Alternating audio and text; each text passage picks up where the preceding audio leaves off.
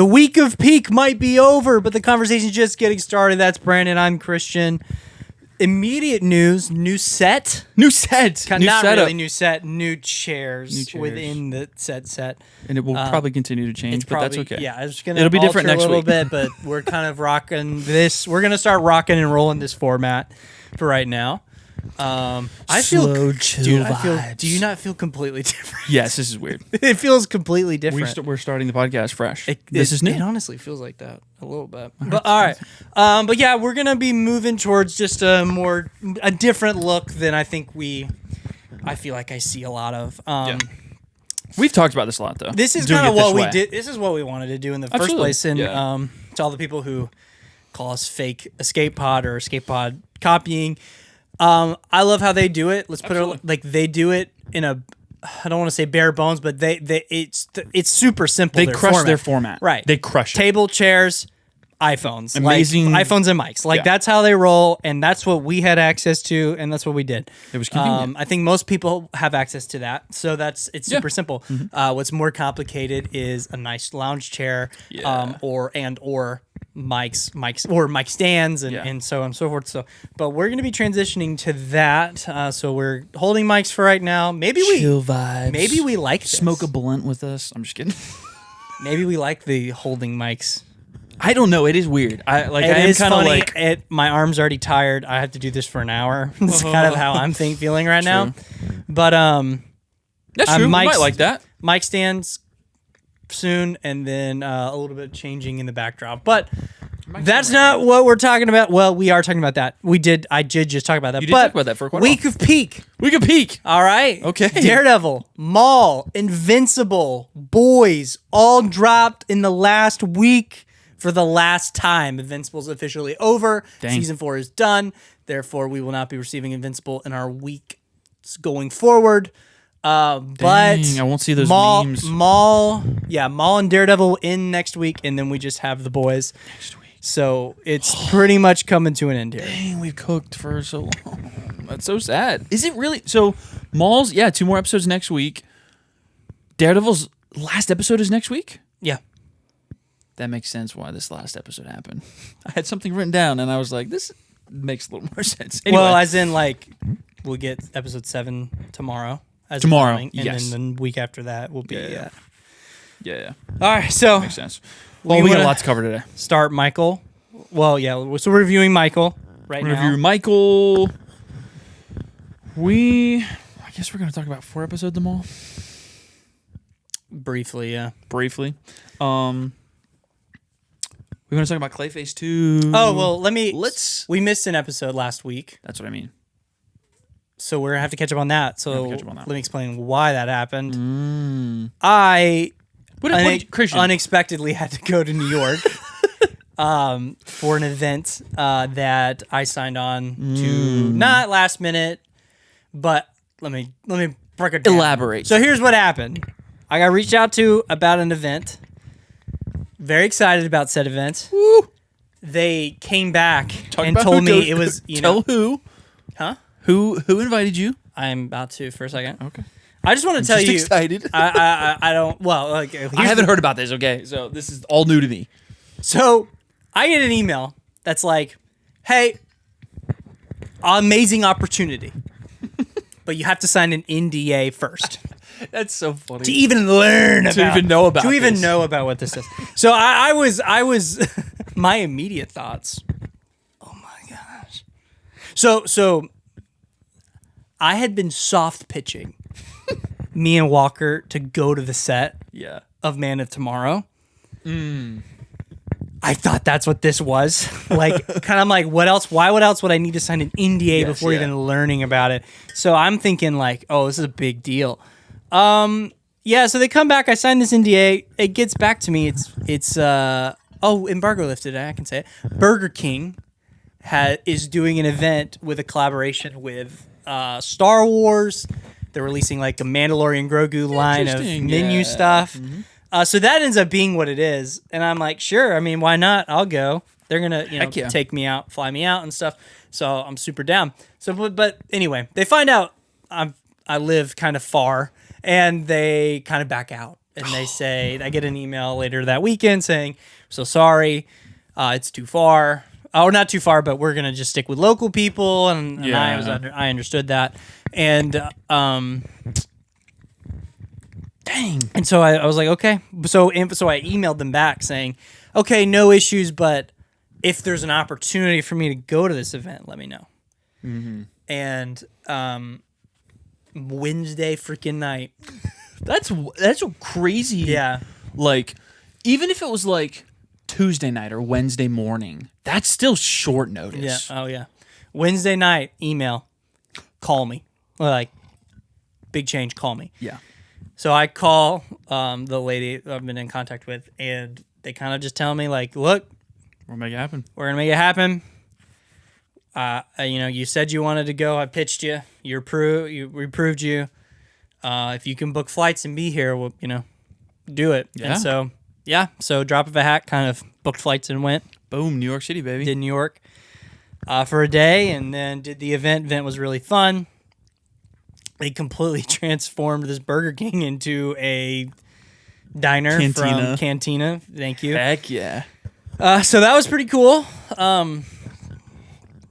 You got to in a Burger King in Brooklyn randomly. Dang. Isn't that weird? That is interesting. Not in Manhattan? You know what? Here's a funny story. I get in the Uber. I'm dressed, I'm not dressed like a hobo, so I'm dressed for the event. Yeah. You got your Star Wars shirt on. Right. But I get in the Uber, and, of course I'm Uber Xing, Absolutely. Bougie. But I get in the Uber, and the guy looks back at me, and he's like, you going to Burger King? I was like, yeah, I am going to Burger King. So that was kind of weird. But yeah, so Burger King went on, had fun. Event was good. Met Din Djarin. Met him, and Heck Grogu yeah. were there. Cool. I'm so curious because that's the same like get up, like Sammy J, Luke's lightsabers. That was the same kind of like, just like, I don't know what you call it, but like that's what they style of costume. Sure, but and the animatronic. That's what they saw at. So Grogu moved, right? Yeah, that's what they saw on the set. I'm curious what the relation is, or whatever. It's probably pretty close. I mean, Grogu looked from the picture. It looked really good. It looks exactly like the one they met on the set of Mandalorian. The cosplay. Yeah. I don't want to call it cosplay because I feel like that guy's probably officially licensed. Yeah, maybe that's who's walking around Disney. Maybe. Oh, that's a good point. Maybe I don't know. I don't know that, but yeah, I mean, I was really impressed with that. Really cool. Cool people were there. Met Brock. I saw that from Movie Talk with Brock. He was really awesome. Followed us. Heck yeah. And we did a little. We wrapped up our event. Mm-hmm. And you hit the club. No, the club. I'm just kidding. We wrapped up around 8:30, and I was like, "What if we went and saw Michael?" You saw Michael in New York on the biggest screen. Okay. In the United freaking States. Dang. I saw that you had. It was either you posted on your story or Letterboxd or something, and I thought in my brain, wait, how did he see this? I thought he was in New York for the event, but I didn't know it would wrap up that soon. So you saw it on 70 millimeter? On 70 freaking millimeter. Oh, that's crazy. Did that factor into my score? Heck yeah, it did. Absolutely. That makes so much sense. Absolutely did. Absolutely did. That's wild. Oh my gosh. Yeah, so me and Brock's the GOAT, hopped in the Uber, got down to Lincoln Square, got in that AMC. Dude, that's an electric experience right there. I can only imagine. I've never seen a 70 millimeter. Do you know what makes it the largest?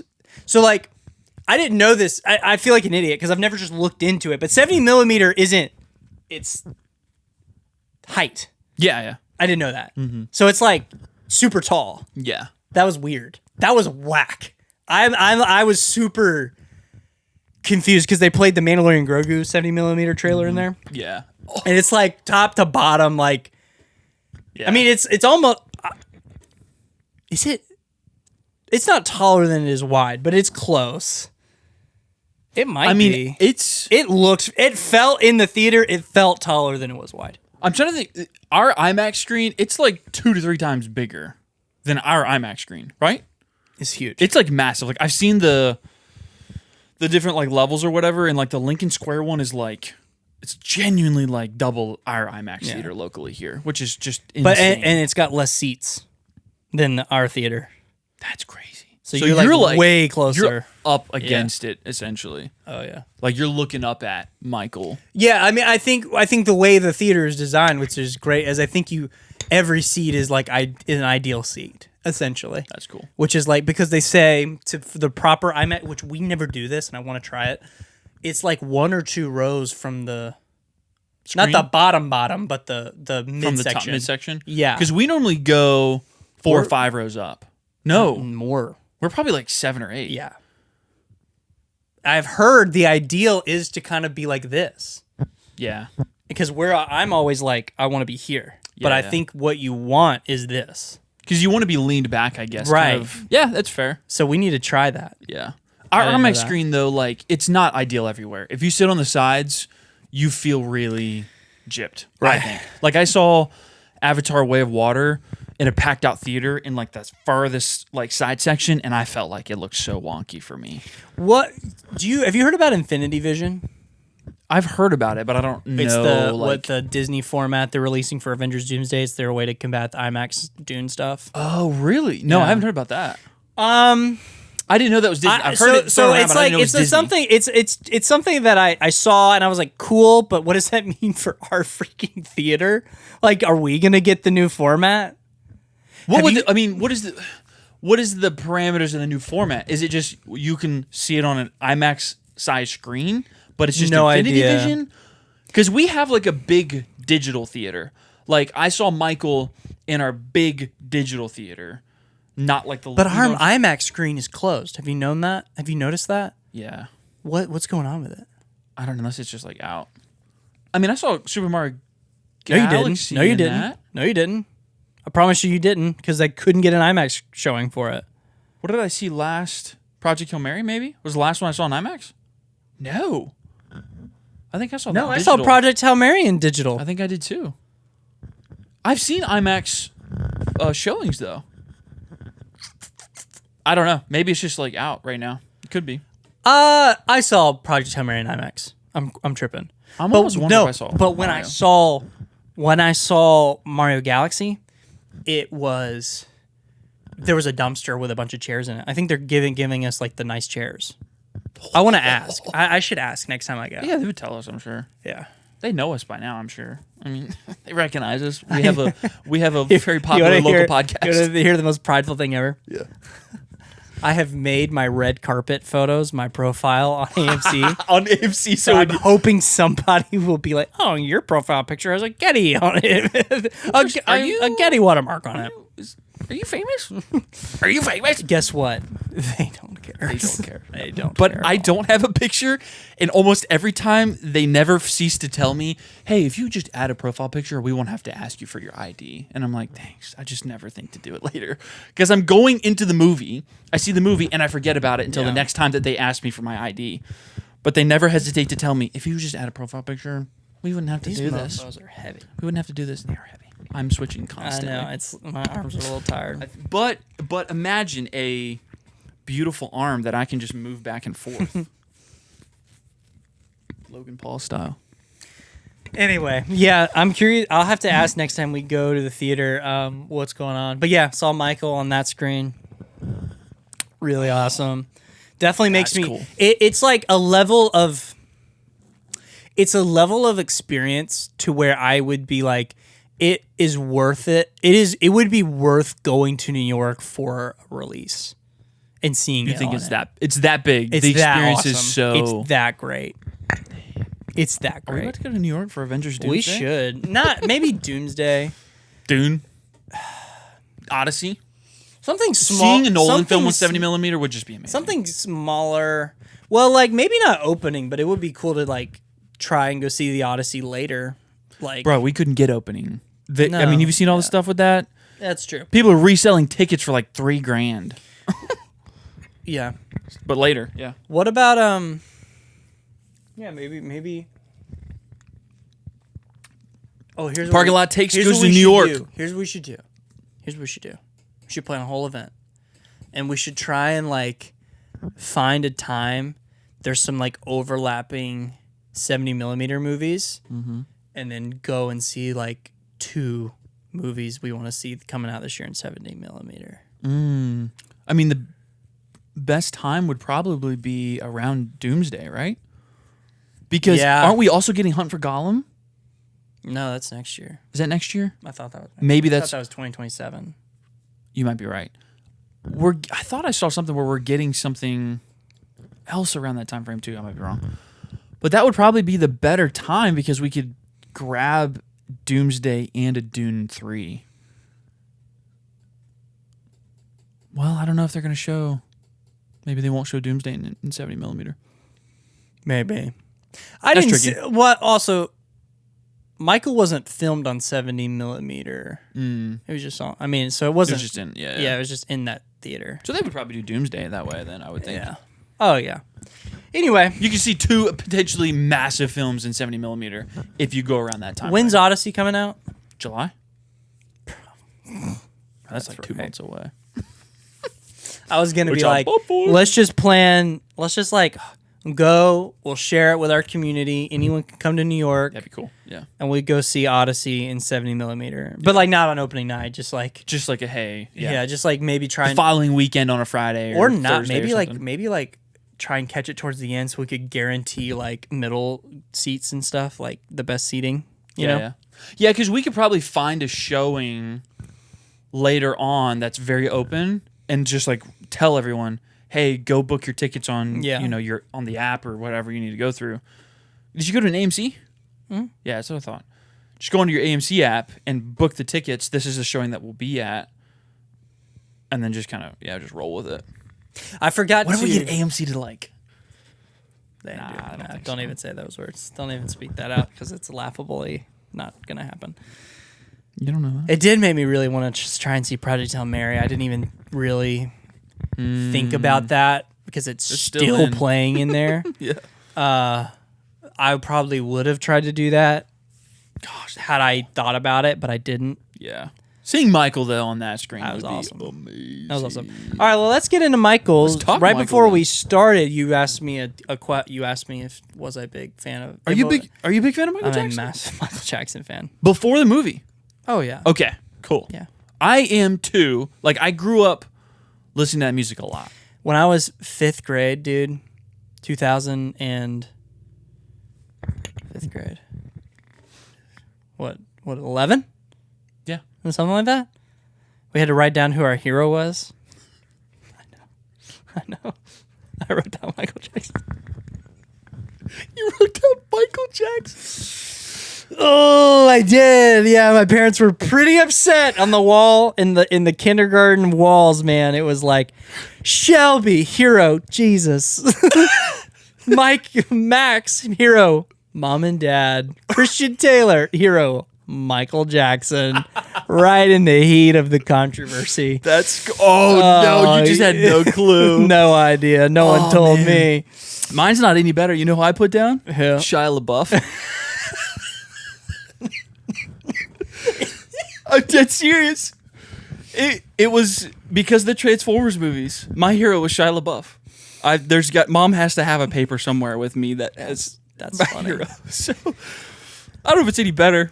No, that's not better. Not at all. That's worse. Michael Jackson. Oh yeah, I've got a funny. That's not worse than Michael Jackson. Let me rephrase. No, but I loved him, dude. I loved him. I was obsessed with him.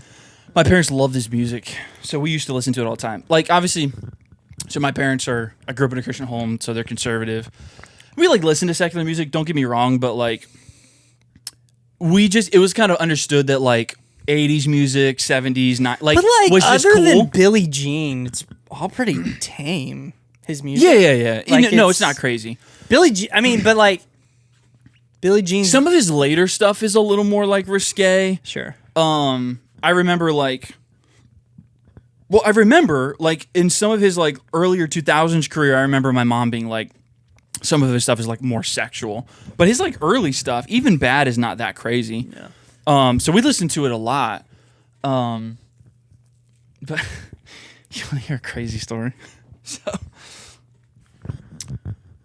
Michael Jackson's death traumatized me as a child. Do you remember when he died? Like, do you? Yeah. So the day that Michael Jackson died, I remember. You told me this story. Have I told you this story? Yeah, I'm going to repeat it yeah. because for everyone else, I didn't know if I had or not. Yeah.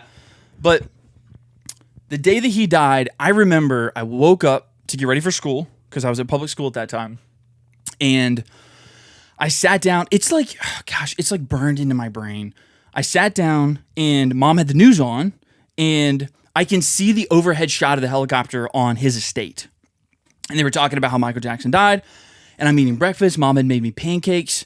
And I'm sitting there and they start showing like highlight reels of his music videos. And at that time I was like 10, I think. I think I was like about 10 when he died. And I'm eating pancakes and the Thriller music video comes on. And it's like the graveyard scene and the zombies. And at that point, like, I'm very sheltered. Never watched horror movies. No zombie stuff. Nothing at that point. So I'm squeamish. So I'm watching the Thriller one and I'm eating pancakes. And I just remember getting super nauseous because I was like thrown back by what I was seeing. And I was like, I don't like this. And I was super nauseous. And for some reason, my brain just connected the zombies in the Thriller music video to me eating pancakes. And I didn't eat pancakes for like 10 years.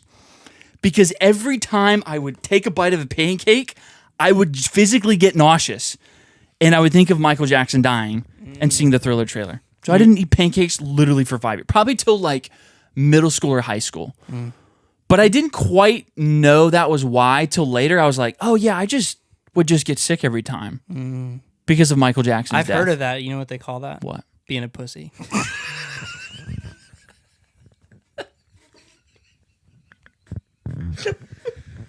All right, let's review Michael. All right, how many I can eat pancakes now. How many hee-hees are you giving Michael out of 10? Out of 10? Yep. I'm going to give it 8 hee-hees All right. out of 10. Sweet. You gonna do 8 of them? No, don't do it. Don't do it. No, I'm I'm gonna do 8. No, You get 8 I'm big doing- hee-hees. I'm gonna do 9. Okay. I'm gonna 9 it. And I think that 9 is from me seeing it on You the think 70 so? millimeter You screen. think maybe it's worth more of an 8? Sure. But the experience So I made a video, and I've kind of surprised nobody's like. Well, I think I'm gonna kind of contradict myself here, like. And I just want to preface, like, when I say like I don't understand the hate, that is more coming from.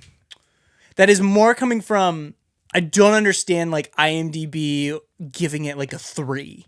Yeah. Like yeah. I don't. That makes no sense. I don't understand. It's the movie's electric. Like I don't. Absolutely. It is so much fun. Experientially, it deserves more than a 33% on Metacritic. Yeah, I think that's so stupid. What? Like, oh my gosh, they made a King of Pop movie about the King of Pop being the King of Pop. Crazy. Like insane. Like Who would've and thought? from what I see, like I think there's from what I can tell, there's so much hate on the movie from an external expectation brought in that it's like if any of those people used their brain cells and thought the Michael estate is producing it, Michael's son Prince Michael is producing this movie. Yeah. What do you mean you didn't cover all the controversy? What do you mean you didn't cover the trial? I think that's so stupid. Okay, I think that stuff is stupid because Coleman Domingo went on an interview and said this, and I think he's absolutely right.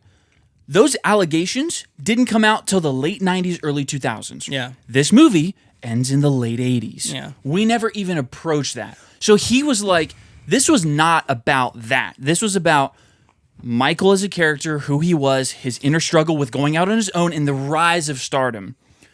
Now, he kind of is like, maybe there's a part 2 in the future. I don't know. We'll see. It's kind of teasing that. But, like, that was not the point of this movie. No. And we didn't even reach that point in time where those allegations were coming out. So, like, I'm like, that's a stupid argument because of the timing of the movie. Like, it doesn't even make sense that we would address that. No. Like, it would be almost weird to try and allude to that, but not go to the 90s where they actually talk about it. Why would the that would be estate uncomfortable. do that? Who doesn't believe it's true? Absolutely. Like, why would you even think that? I mean, clearly they're going to make everybody sign NDAs. I'm going to let me blow everybody's mind who thought this movie wasn't like honest. You're shocked. that Michael Jackson's son didn't portray him in a controversial light. Like, I don't... It's almost like the movie is shown from the perspective of how his kids and family see him. Yeah. Oh, crazy. Who produced the movie? Or his family. Or how much of the world views him in many ways. I don't care, to be honest. I think I'm not a big biopic fan, and I think this format could sell me. Like, I don't know that I care about all the controversy, all the tough, like, I enjoyed watching Michael's rise to stardom, and when I watched this movie, I thought the mission of the movie was to articulate how much of a superstar this guy is, or this guy was and is today, and I think they did that. I think they accomplished it.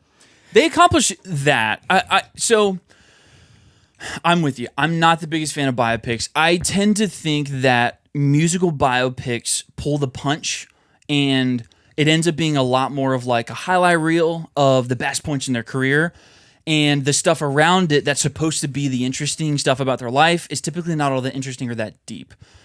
And so it starts to just feel like, well, I could watch a highlight reel of concerts and probably get the same experience. This one definitely, I think it can still kind of fall into that. They touch on the moments and kind of the backstory of like his upbringing, the abuse from his dad, and trying to like make it out on his own. And they touch on all of that. They don't go very deep into it like maybe I would have liked. So I originally, when I first came out, I had it at 3.5 out of 5 stars. And I think I was a little bit harder on the stuff around the music. But the more I thought about it, the more I did think about Coleman Domingo's scenes, the more I did think about, showing Michael's more eccentric nature and kind of like his love for like, protecting kids. And like, I started to think about it more, and I was like, they do deal with that. Maybe they don't spend a lot of time on it, but they do hit it. And it does kind of give you that level of context, like when you're going into some of the music that he makes as to like his thought process. Like there's scenes where he's like watching the TV and the news, and I'm like, it is there. So those people who say it's not there at all, I don't agree with that. It may not be to the level that I even wanted, but I brought it up to an 8 because I felt like this movie gets better the more you think about it, because there is a lot of little moments that they do give you. But it doesn't have to be 3 hours long and dive into... We don't need to see Coleman Domingo spank his kid 4 more times. Do you know what I mean? Like, it got the point across to kind of set up who Michael was and kind of what he went through and why he went out on his own. And I think it did that job. So yeah. I'm actually more satisfied the more I think about it than when I first came out of the theater. And I see a lot of people hating on that, saying it's shallow. I even put in my Letterboxd review it's shallow, and I kind of want to go back on that because I'm like, the scenes are there. It's not as shallow as I think people are pitching it. So I read your Letterboxd review, and I literally was like, I could think of a lot of moments of depth, and I personally like, and I'm assuming this stuff is true. I mean, that's been put in there, but like, I think all of the stuff with him visiting people in hospitals like adds a lot of depth to him, and Absolutely. Like he really humanizes him, and like so the depth, right? Like it's everyone wanted depth on is he a child predator? That's what that's what the controversy and depth people wanted. I more enjoy like. There is a lot of depth in this movie. I mean, I just hate to be the guy that's like, you just kind of have to like have your brain on to see it. But like something like the beginning of the movie when he's a kid, excellently performed, by the way. Oh my gosh, Michael Jackson. Holy crap. That is young Michael Jackson. But like the moment with his mom and they're eating ice cream and she's like, don't you want friends? Yeah. Real friends. And he's like, yeah, but like nobody treats me normal. Yeah. Nobody treats me normal. No, everyone wants to take pictures of me. And I humanized him in a big way. I thought it was a great scene because I was like, oh gosh, I've never thought about. It's something I've never thought about. That's a good point.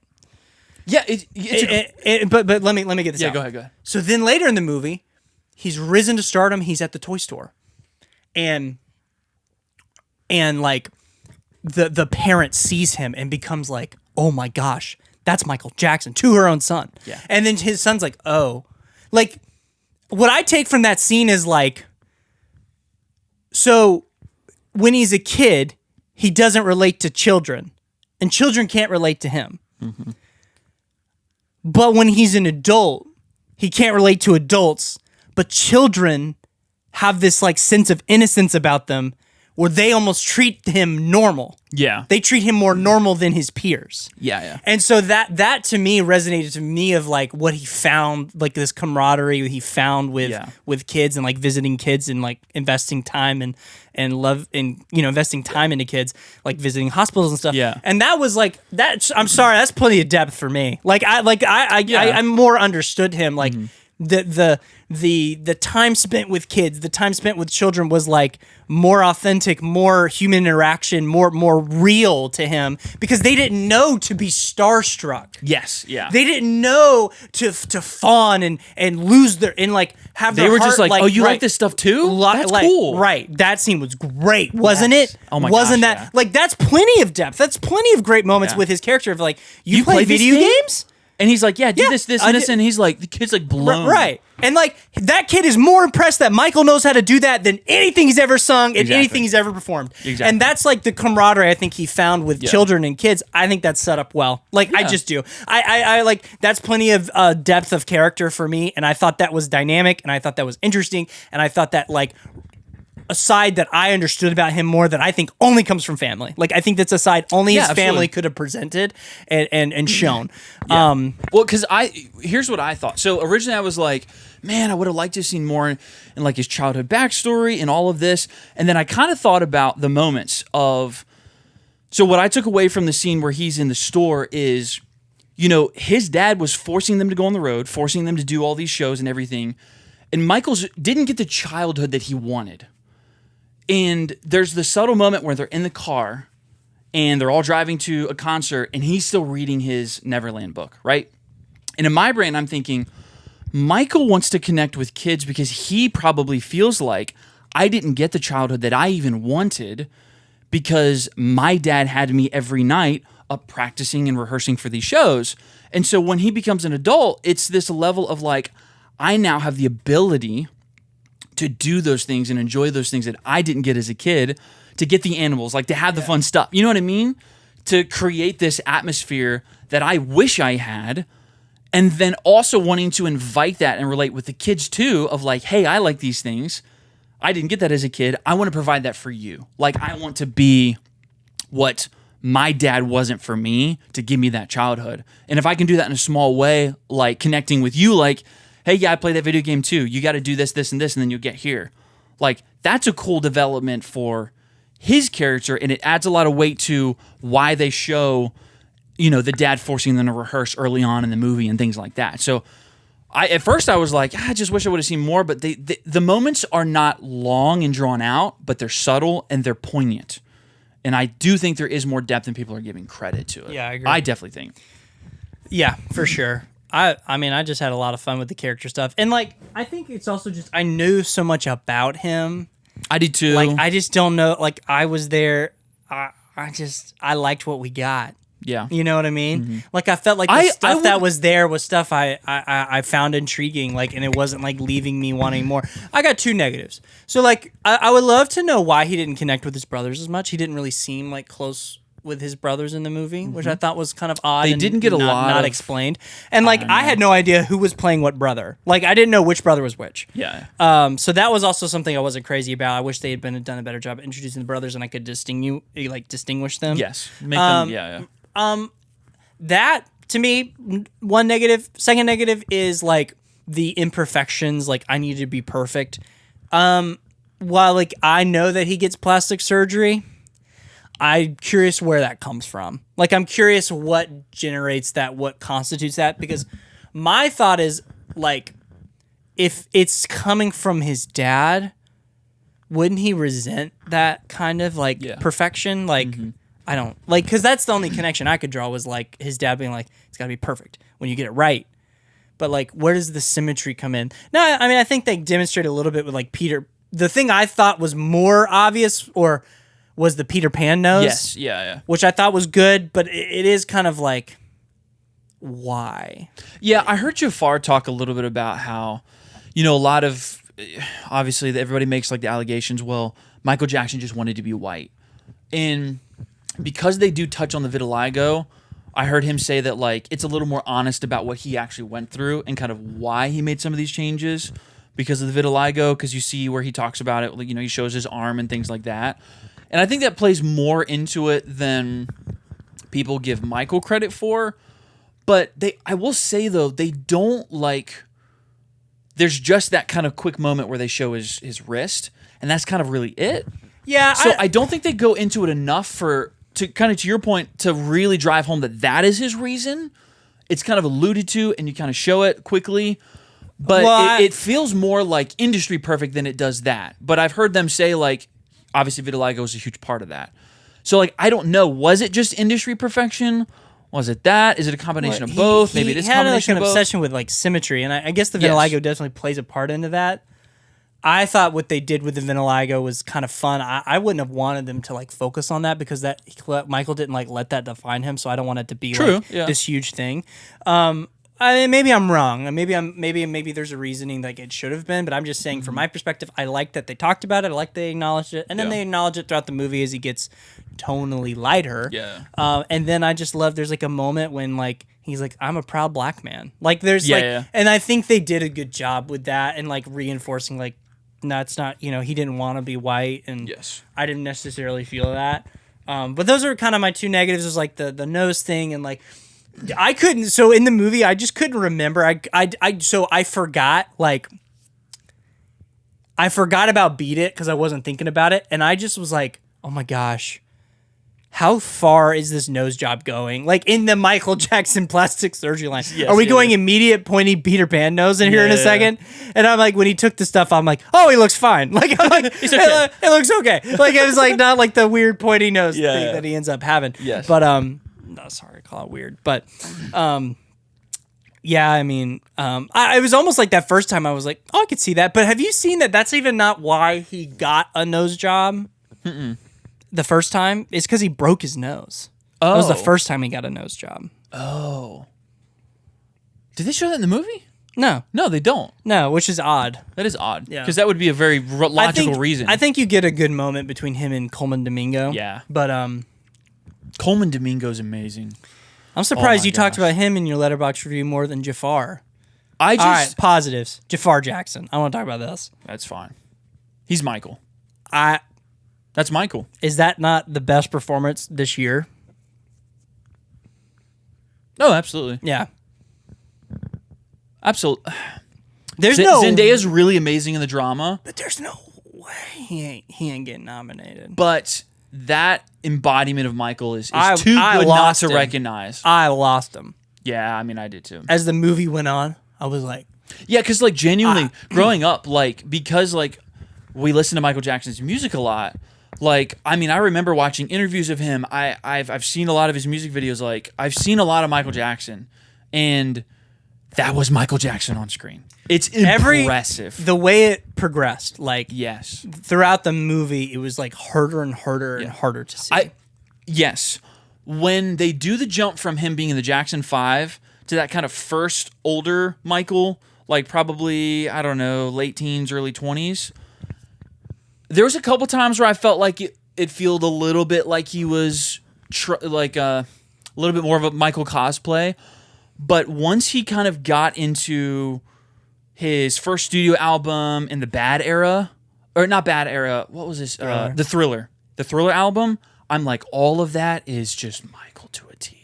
It's so impressive. Like Motown to me looks so. When I watch Motown, I'm like, oh my gosh, that's Michael. And it's only unless I see side by sides photo I can differentiate them. Beat It visually, I think he looks very different because I'm just might be more familiar. Well, Beat It just has a lot of close ups, so I'm just remembering. Yeah. I have a very vivid image of what he looks like in Beat It. Motown isn't as well, it's pretty close, so never mind. Motown is really cool because it's kind of like at that TV angle perspective. Yeah. So it's like it's like static enough that you could really buy it's Michael. Beat It is very close up. Yeah. I will even say Thriller has some close ups where I feel like I notice it. Like, this is such a small detail, but like Michael's eyes are a little further apart than Jafar, so you can kind of tell if you like look at a side by side. So when it's close up, you can tell, but anything that's like on stage, I can't tell. I think like basically Thriller album. Everything past the Thriller album is undistinguishable. I like can't. The even final tell. Bad performance. When he looks back at the I bodyguard, could not tell. I was like, that's him. It's yeah. incredible. Yeah. I was shocked. I mean, I just couldn't get over it. Yeah, he's. Oh my gosh, yeah. Is okay. Is Jafar as Michael Jackson better than Austin Butler's Elvis? I'm gonna say yes. I'm not as high on Austin Butler's Elvis. I'm gonna say yeah. Yeah, because like I was just here. Oh yeah, for sure. Because of the dancing, like Absolutely. the dancing puts it over. Maybe the acting's not there. The dancing, and a lot of that is Jafar's voice as well. Now I know it's kind of laid with Michael's. Don't get me wrong, but like he's doing some of the legwork and the voice work too. Austin was too. Don't get me wrong, but like the dancing and the voice, that's impressive. You see Austin in Elvis more though than you see Michael and Jafar. Then you see you can see Austin Butler more in the Elvis performance than you can see Jafar and Michael. Absolutely, Jafar gets lost. I agree. I lose him. That. I'm like, there's multiple times where I was like, I looked at Brock and I was like, I've lost him. So was Austin Butler nominated for an Oscar? Yep. Then Jafar absolutely needs to get nominated. Absolutely. Unless we just get so many banger movies coming out the rest of this year, potentially could. But at this point, like, I put bets on that he's going to get nominated. I don't think there's a universe where he doesn't. I don't think so either. He's great. Coleman Domingo, fantastic. Probably could get a supporting actor nomination. Yeah. Costumes, I think could. Oh yeah. Costumes and makeup. Costumes and makeup for sure will get nominated. Absolutely. I would not nominate soundtrack because I don't think so. I mean, it's basically the. No, I wouldn't either. But I will say the moments outside of the songs where they kind of like interlay some of his music into it is really cool. Like there's a scene later on in the movie where they've kind of like they're softly playing on the piano a Jackson 5 song. I'm like, that's a cool way to incorporate it without it just doing like a live performance of it. But yeah, I don't know if I would give it a soundtrack. What Coleman about Domingo? I said it in my freaking Letterboxd review. I could watch that man eat Cheetos and I would be like, give him an Oscar. I just think there's something so electric about him. He did such a good job. Anything I have seen him in recent years, I am just like floored.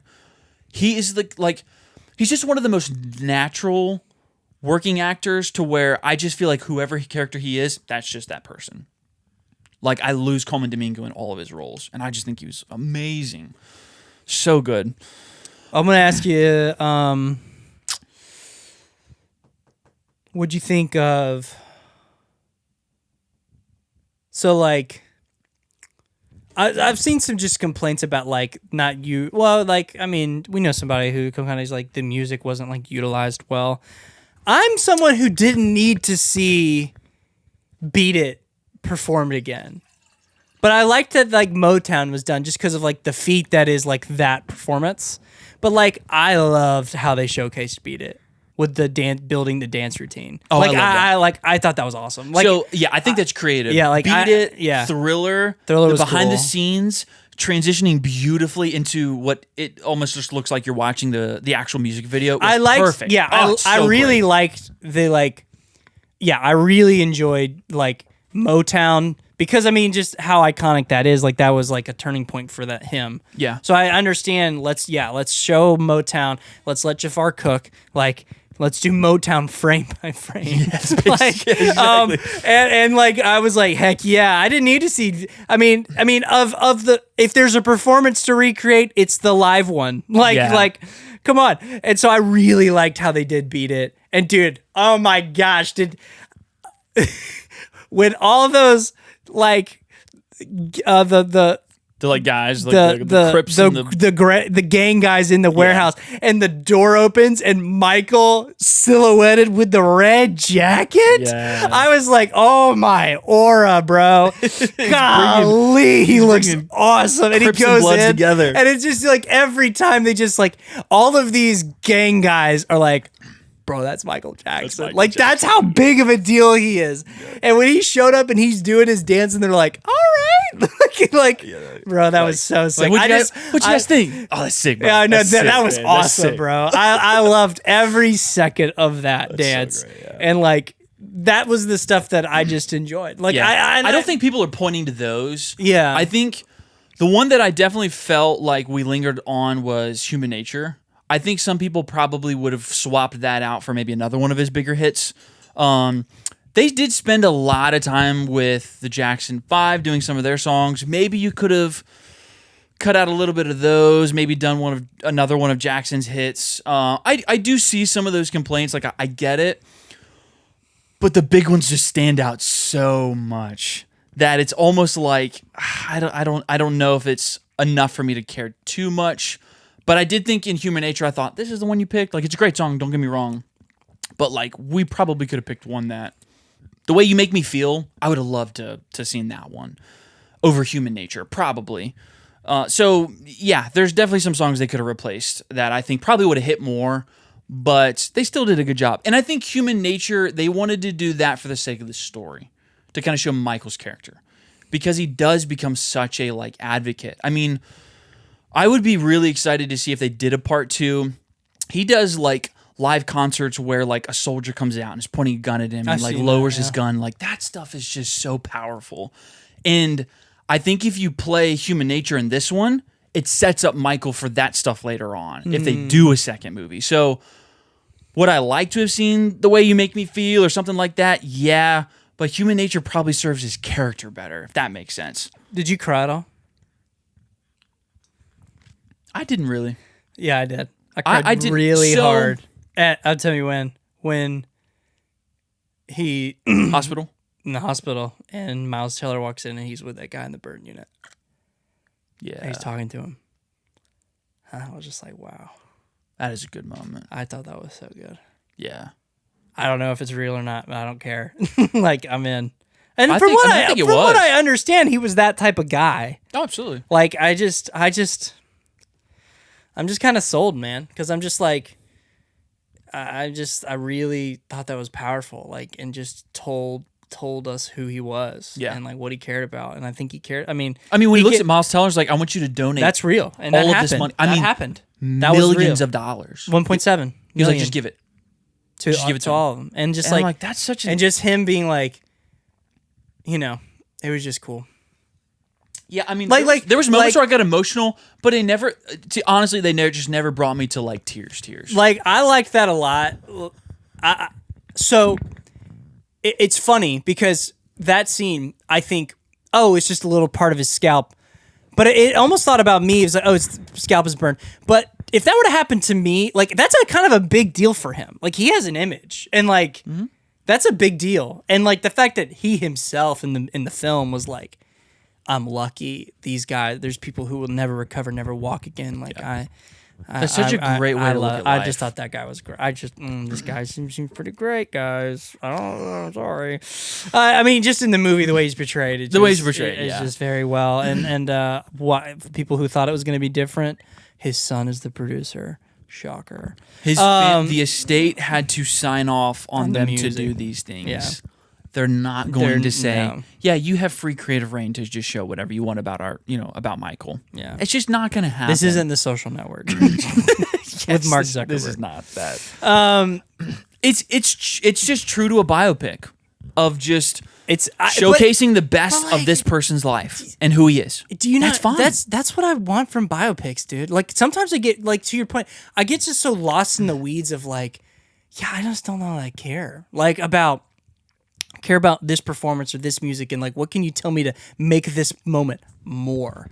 What can you do to make these moments more, not take from? So like I thought this movie did that with Beat It. They did it with Thriller. They did it with Motown. I like really did it with the ending with the end of the Jackson 5 transitioning to Bad. Yeah. Like I thought they did a good job of like here are these iconic as heck, like the most iconic music videos, the most iconic songs and performances ever, let's add a little bit more. And I thought they did that. Like, and my thing with biopics is I feel like sometimes they just take away because they're giving you a peek behind the curtain that I don't know that you necessarily, not everyone probably wants. Yeah, so I do think that stuff is interesting. I do approach a biopic for that. And that's why I do think a lot of them do fall short because they don't spend enough time in the in-between. Because I guess when I go into a biopic, I'm thinking, I already know we're going to get some of the best moments. I'm excited for that. But I am curious about this person's life outside of that. And I want to know more about it, what makes them tick. So in a biopic, I feel like just gives us tidbits and it's pretty much just highlights. I feel like it's shallow. This isn't a negative for Michael, but I do think I would have been fine to sit for another 15, 20 minutes and get more backstory. Not more songs, more backstory to really know more about what made Michael tick. Maybe connect even more what he went through with Joseph to playing into how he made his music. Like, I would have been fine sitting with that. And I won that from a lot of the biopics, but they don't do that. And it's unique because what if that's not I love there, Michael though? Jackson. What if that's not there, though? What do you mean? Like, it's just a thought I have, and there's people who probably are experts and know all the conversations and deals he's ever made. So I'm baseless about it. Like, my thought of that is like, okay, but like, what if there's not more of that? That's, I mean, like, that's a fair what if point. he just wants to do it? Like, and when I think about someone like Michael Jackson, I don't really know if there's a reason, like a canonical, like, let's lore dump reason he had this desire to be the best in the world. I don't think it makes sense. I think people who are that big don't make sense. Like that, like, and they defy logic. And so I don't think you need, I think they showed that and they told you that. Yeah. And he had this grit and determination. What? Yeah, but like, why? I don't know. They lean more though. This is maybe one of my negatives for it. They lean more in showcasing Michael's more eccentric nature than they do some of his like more personal family struggles. I think like what other could've, family struggles? I just mean like maybe spending more time like kind of playing into like Joseph's part you because didn't think they did that Michael enough? talks a lot about it in interviews how much Joseph really affected him. They do. Don't get me wrong. They do spend that time. I just have a hard time imagining more than what was in it.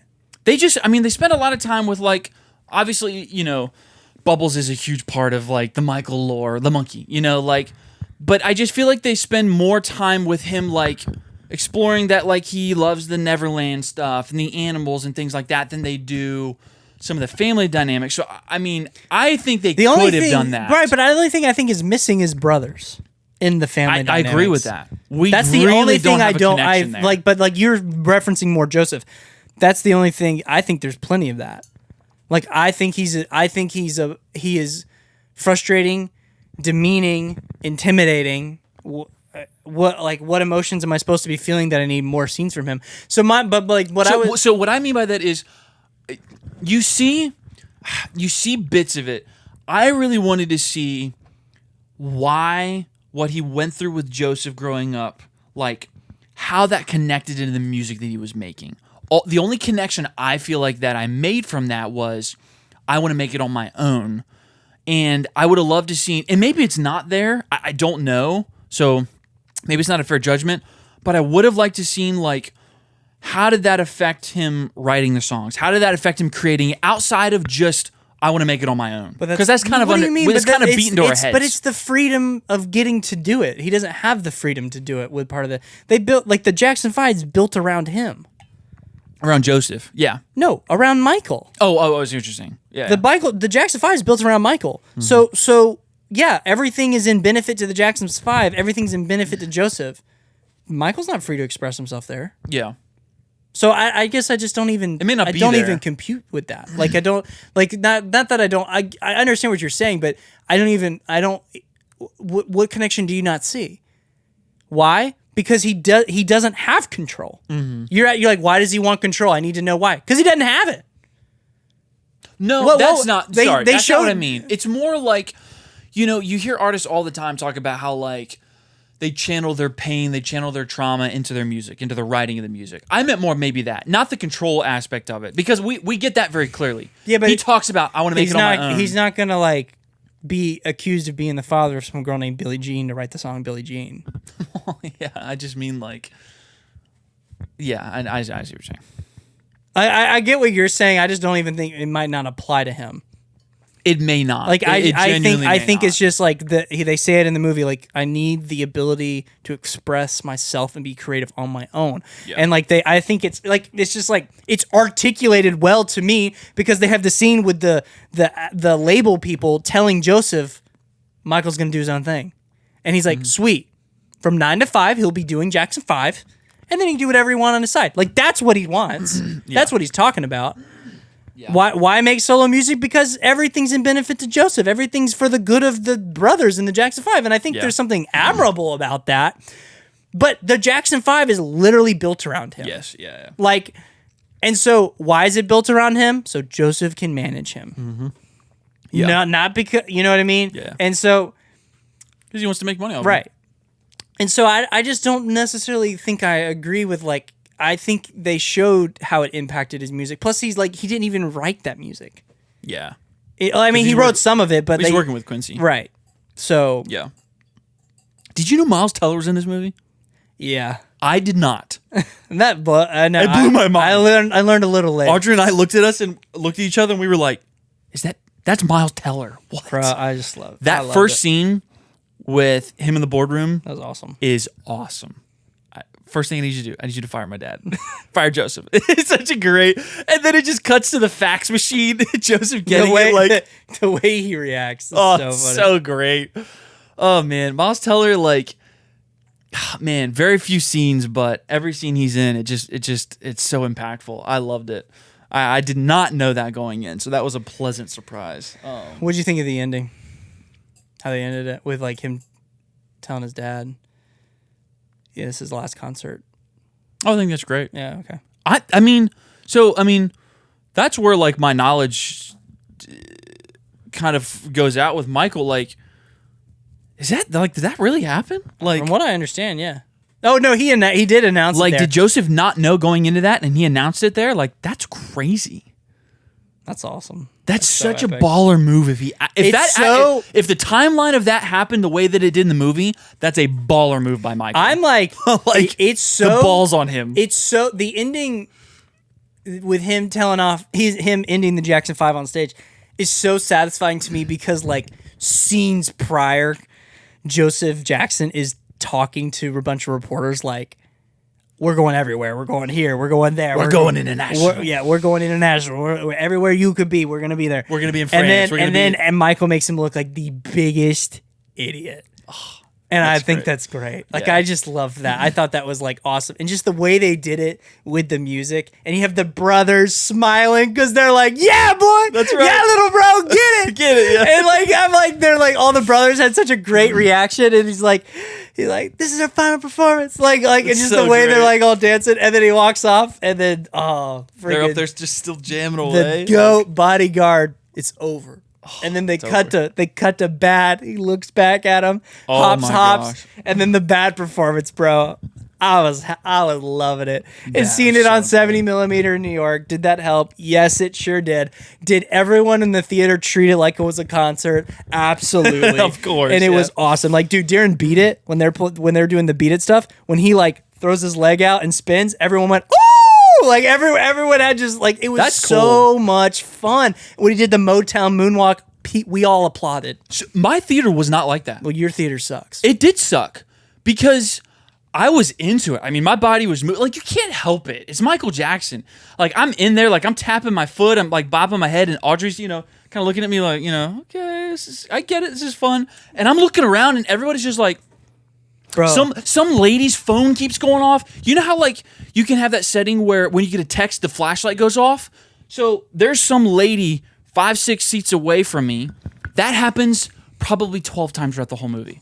And every time it's a flash on the screen. And I'm just like, do you not see this too? Like, but I'm looking around and like nobody's like that into it. Nobody was like shouting. I was constantly looking around, bro. Our theater the whole time was just like, but I felt like I was the only one. I was like into it, and I'm looking around and I'm just like, do none of you guys like Michael Jackson? Like, it was this is a blast. Oh yeah, it's a lot of fun. Do you think we'll get a part 2? Yeah, I think they're already making it. I don't know how you make a part 2 though without addressing the allegations. I think they will in that. What I just wonder how the estate will handle that because they are so like The way they did it in this. You think they'll just ignore it? They're providing you an explanation for why he wants to help kids and right now. So yeah, they're going to be like, this was his intention. Yeah. That was his intention, not what the media made it out to be. I don't. Here's the thing, right? We ended on such an amazing album in Bad. Like, I want to have a lot of fun with the next albums that are coming out. And I don't want it to be too Debbie Downer in the allegations. Well, but I do think they need to address it. I don't think they have to I don't think they need to beat the head. How are you gonna do it? You know what I mean? Like, I don't think you have to really go into it. But I think you do have to address it because it is such a... Well, anyway. I don't, man, because it's like the allegations, dude. There's revolutions or resolution. There's resolutions about the allegations still coming out today. Yeah, so it's like you're not even gonna be able to cover it in its entirety. Like there was stuff just released that made him look in it, that proved him to be more innocent. Yeah. So it's like you're not gonna be able to cover it fully. I think it could work in Michael's favor. Because I remember him, doing interviews where he just directly addresses it. And if they do it right and they kind of recreate maybe one of those interviews, it could be kind of a powerful moment to his character as far as showing that I care about these children, I'm a philanthropist, But my thought is, man, I just don't. They don't maybe have to. My thought was it really hurt his public image. It did. Does absolutely. he want that? Do you think he would want it represented in a movie that they're making about him? No, not because it depends deflames on how they represent it. It doesn't matter. Not because it deflames his character, but just I would think he would want it to focus on more stuff. Yeah, I think you would too. But I don't know if you can escape it. I just think I don't know what you do. Probably I'm for excited, the audience sake. I really am excited about Super Bowl. Yeah. The Super Bowl is going to be fun. Right. Oh, that's right. Dang, I forgot about that. The Super Bowl is going to be awesome to see recreated. Yeah, that is going to be really cool.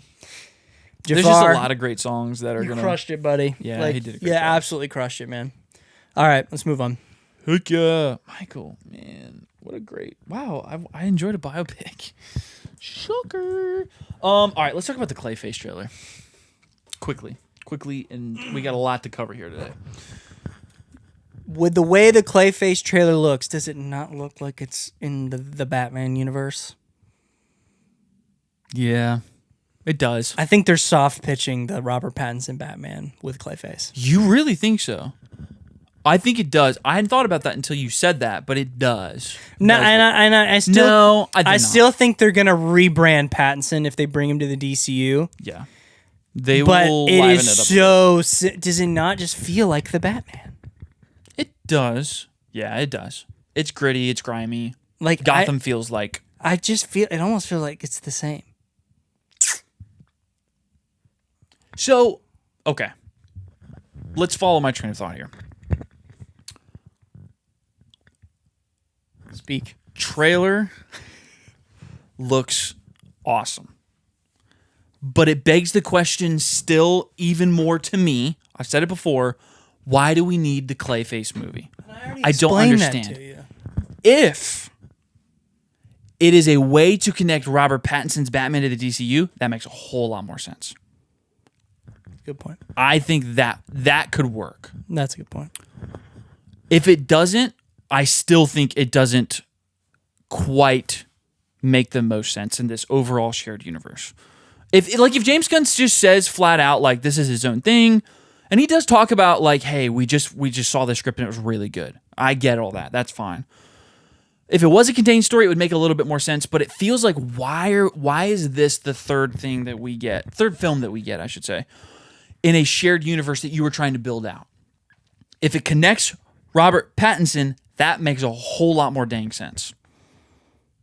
So, to your point, If they want to do that, think it's this a is the soft movie to pitch. do it. I think it's a soft pitch. Like I think because I still think like I don't think what the bat suit and everything you're seeing in the Batman will be what he looks like in the DCU. I think they'll completely rebrand I think him. they will too. Yeah. And I think they'll make Pattinson beefier and like give him more of like a comic-y book bat suit and everything like that. Plus, we already had Clayface in Creature Commandos, so this is Clayface's origin story. So therefore, it's taking place before Creature Commandos, which means that if it's in the Batman, then this could be taking place. This is chronologically This the could first. date the Batman back further than Superman. So it could date. You could potentially get 10 years out of predating the Batman. So now this Age him isn't up a year little. 2 Batman we're getting in the DCU. This is year 12 Batman. That's a cool idea. And I like that. this is like, oh, and we've done Dick Grayson and we're doing Robin and we introduce Robin in the Batman Part 2, but in the DCU is Nightwing. Interesting. And the Batman is taking place 10 years prior to everything in the DCU. I think it's possible. I think you do it like that. So And it could be a different Batman. Like in the Brave and the Bold, that's aged. That's an Robert aged Pattinson. Pattinson, So yeah. he's in year 10, year 12, something like that.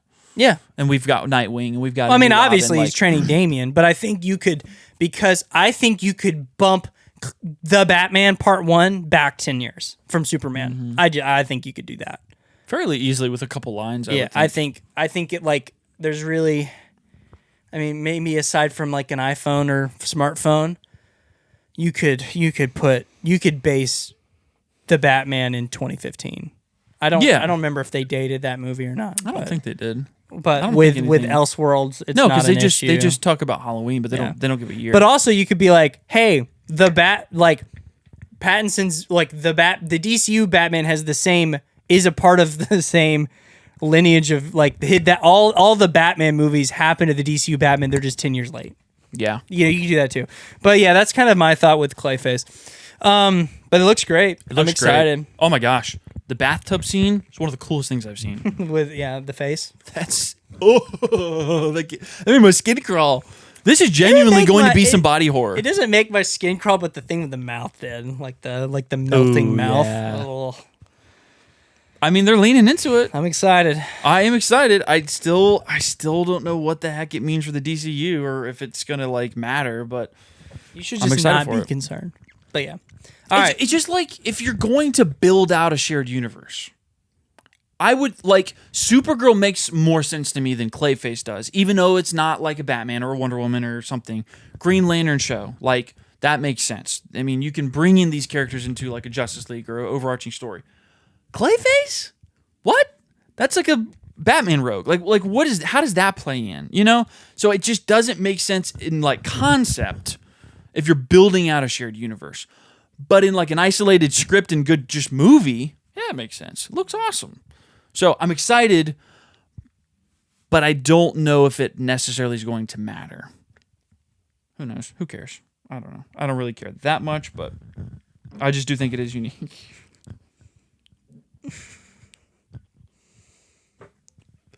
You okay over there? No. I can tell. All right. You're not feeling great. I'm right here, dude. Nope, don't spread those legs. Keep them closed. All right, Daredevil, let's do it. And then we'll just knock Maul out at the end. Heck yeah. All right, episode 6 of Daredevil, what'd you think? 9 out of 10. 9 out of 10? I think it's pretty fantastic. No, I think it's good too. I think it's one of the weaker episodes this season. I think it's the most akin... If episode 5 was most akin to the Netflix show, from what we've gotten with Born Again Season 2, episode 6 is the most like Born Again Season 1, but it's still great. I still think it's really good. I don't think there's a bad episode. I just think it's like not on as much on the strong side, if that makes sense. Like and let me clarify. It has a lot of awesome moments. Like it's so awesome. But in terms of like truly advancing the story, it doesn't do a lot of it. Do you think it rushes anything? Yeah. Do you think it rushes Daredevil and Fisk? A little bit. I thought that a little bit, but what I was kind of alluding to earlier is I thought we had quite a few more episodes ahead of us, and I thought this is really early to do. Well, I guess spoilers here. To do a Daredevil and Fisk fight. But now knowing that we only have like a couple more, I was like, I guess that makes a little bit more sense. We're closer to a season finale than I realized. I don't think that fight will have any bearing on the story. I don't think it does either. That's kind of my point with saying I think it's weaker. Is like that's what I just like Born Again. Well, not earned, but it just doesn't that fight will be unimportant. Yeah. Like doesn't mean anything. That was a smackdown. It ain't like Kingpin's going to the hospital or King's been arrested or King's been is not going to do anything he was going to do earlier because of this fight. Same for Matt. Yeah, it's inconsequential. It's inconsequential, and that's kind of my whole point with it. Like it was awesome, so sick, cool. Freaking great, choreographed, awesome, shot awesome. CGI's super wonky on Kingpin's face, but who cares? But it doesn't do anything to the story. Like it's just fun to be there, and I know someone who has seen all of it, and they confirmed that it's inconsequential. It's not. It doesn't. Like matter. I just kind of gathered that. It was purely there because you most likely aren't getting it anywhere else. Yeah. They just wanted to get it in there. And that just feels like that to me. And even like the Jessica Jones stuff, like I just felt like that was about having a cool fight. Yeah. Yeah, and like her what the point? What's the point? That. What's the point? Right. What's the point of moving all the stuff out of the warehouse just for Jessica Jones and Daredevil to go blow it up? Yeah. So like, yeah, I think a lot of what happens is inconsequential. Like everything that happens in this that advances the story could be done in 15 minutes. Yeah, it that's very true. It kind of feels like the ending with Karen could have been tacked onto another episode. Yep. And we would have we could have just kind of progressed the same way. Yep. But that is a big moment. I like this episode. It's great. I think it's really awesome. Really, really fun. But it's fun having Jessica Jones. Yeah. The Fisk fight is great. I mean, the stuff with Karen is really good. I love all of that. But yeah, it doesn't feel like if this stuff was in a series finale or a season finale and had some weight to it, like something, it was consequential. Fisk does, get defeated and goes to prison. I don't know, something crazy. It would make more sense. But because we do have just a couple more episodes, it doesn't feel as important. Because, Fisk doesn't change anything with Fisk. And Daredevil also just kind of shows up.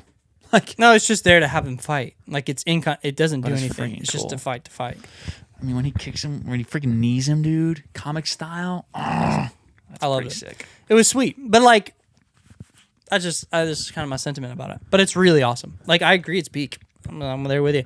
But it's just the weaker of the... To me, it's more... I'm more speaking highly of the other episodes. Like, I think they're that good.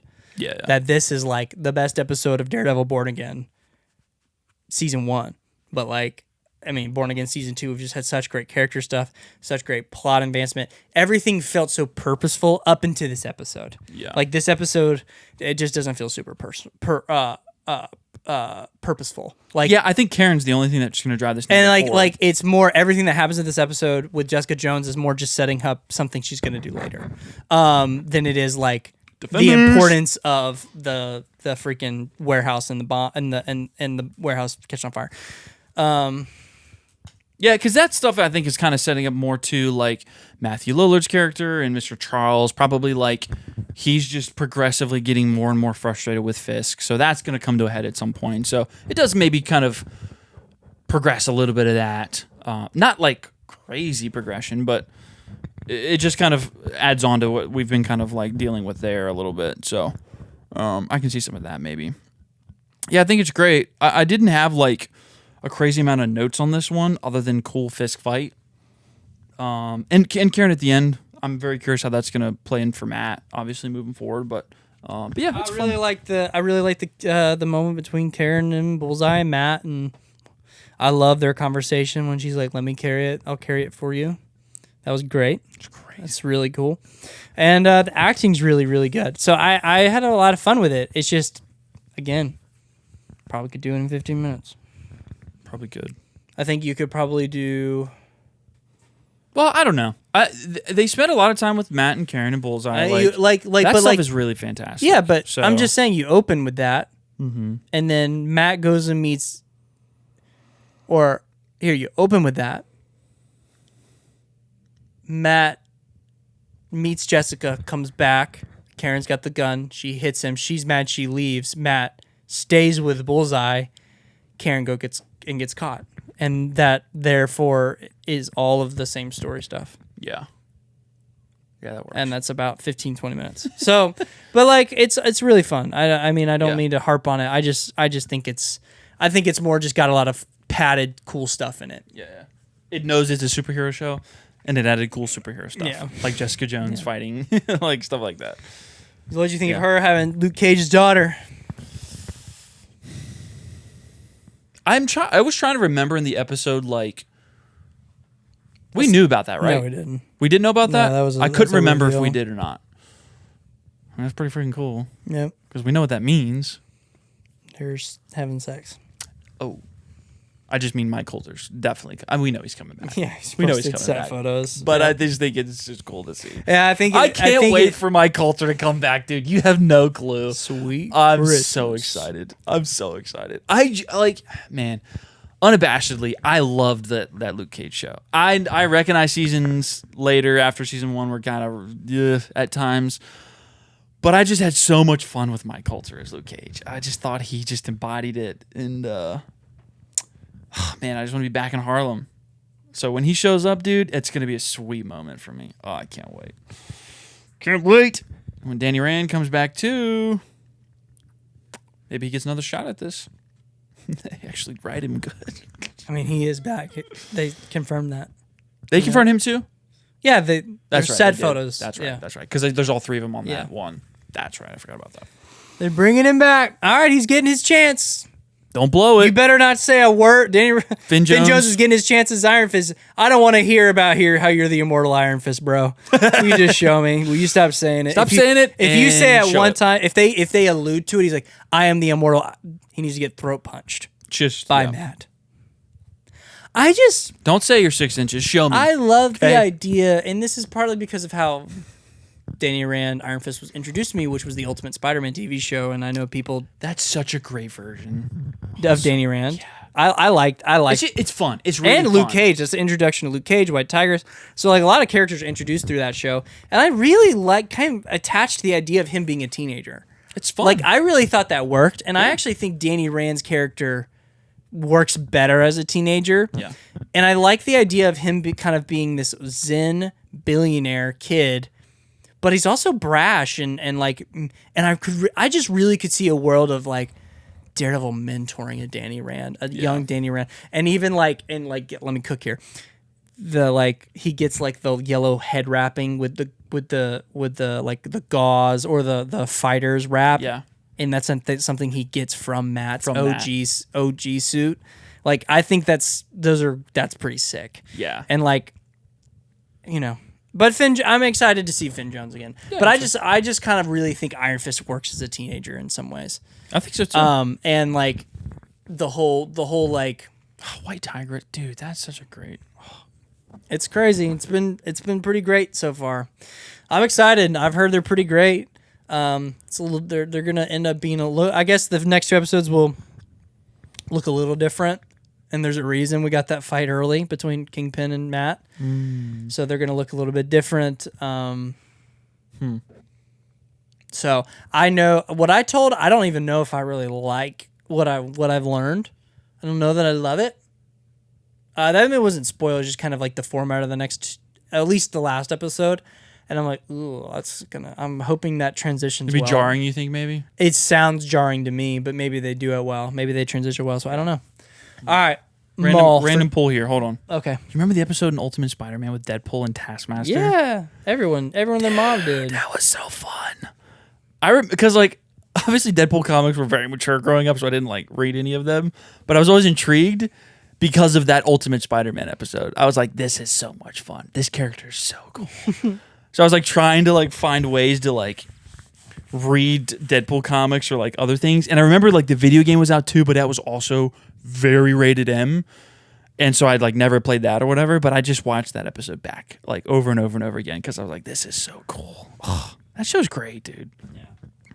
All right, Maul. So all right. We've got at this point we got 4 episodes to crank through because we're a little late to the game.